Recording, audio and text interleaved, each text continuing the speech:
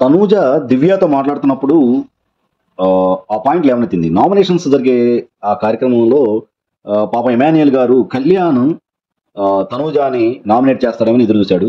So రివర్స్గా అతను ఏం చేశాడంటే వాళ్ళు అమ్మగాని అమ్మాయిన సంజన గారిని నామినేట్ చేసేసరికి షాక్ గురయ్యి సో అక్కడ ఆగితే పోయేది వెంటనే లేచిపోయి తన యొక్క నోటి తుత్తరతో నువ్వు అసలు తనూజాని నామినేట్ చేస్తానంటేనే నీకు పేపర్ ఇచ్చాను, సో నువ్వు తనూజాని నామినేట్ చేయకుండా సంజనాని ఎందుకు నామినేట్ చేసావు అని మన కళ్యాణ్ గారిని అడిగిన తర్వాత సో తనూజకి క్లియర్గా అర్థమైపోయింది. సో అదే పాయింట్ని దివ్య ఎదురుగా లేవనెత్తేసరికి మన ఇమాన్యుయల్ గారు వెనక నుంచి వచ్చేసి సో తెలుసు ఈ పాయింట్ ఎప్పుడు వస్తుందని, సో మొత్తానికి ఇమాన్యుయల్ గారిని డైరెక్ట్గా ఉతికి ఆరేసింది.